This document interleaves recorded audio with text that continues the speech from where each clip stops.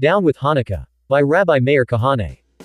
If I were a reform rabbi, if I were a leader of the establishment whose money and prestige have succeeded in capturing for himself the leadership and voice of American Jewry, if I were one of the members of the Israeli government's ruling group, if I were an enlightened, sophisticated, modern Jewish intellectual, I would climb the barricades and join in battle against that most dangerous of all Jewish holidays, Hanukkah.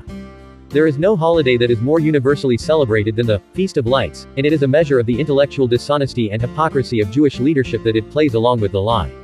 For if ever there was a holiday that stands for everything that the masses of world Jewry and their leadership has rejected, it is this one. Ellipsis. What happened in that era more than 2,000 years ago?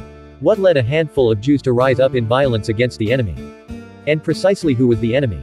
What were they fighting for and who were they fighting against? For years the people of Judea had been the vassals of Greece.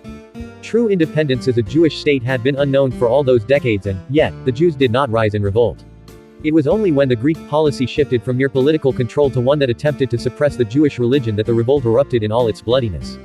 It was not mere liberty that led to the Maccabean uprising that we so passionately applaud. What we are really cheering is a brave group of Jews who fought and plunged Judea into a bloodbath for the right to observe the Sabbath, to follow the laws of Kashrut, to obey the laws of the Torah. In a word, everything about Hanukkah that we commemorate and teach our children to commemorate are things we consider to be outmoded, medieval and childish.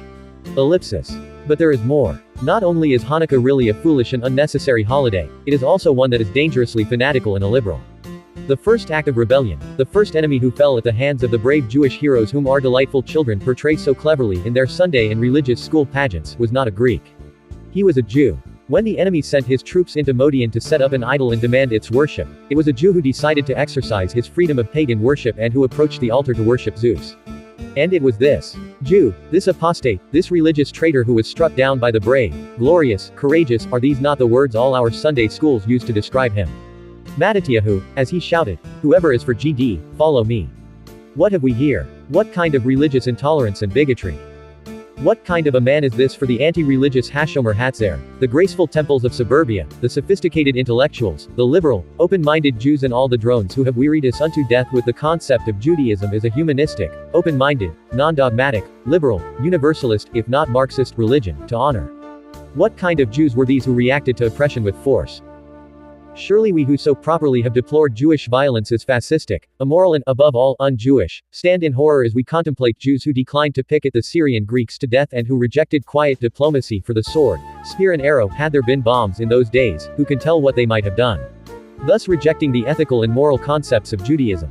Is this the kind of holiday we wish to propagate?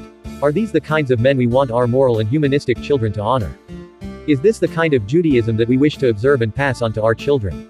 Where shall we find the man of courage, the lone voice in the wilderness, to cry out against Hanukkah and the Judaism that it represents, the Judaism of our grandparents and ancestors? Where shall we find the man of honesty and integrity to attack the Judaism of medievalism and outdated foolishness, the Judaism of bigotry that strikes down Jews who refuse to observe the law, the Judaism of violence that calls for Jewish force and might against the enemy?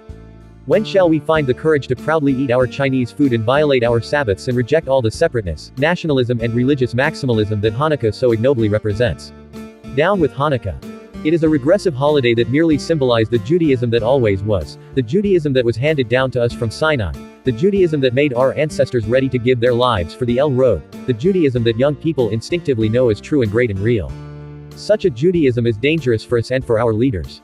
We must do all in our power to bury it. It's a celebration of violence. Jewish authority.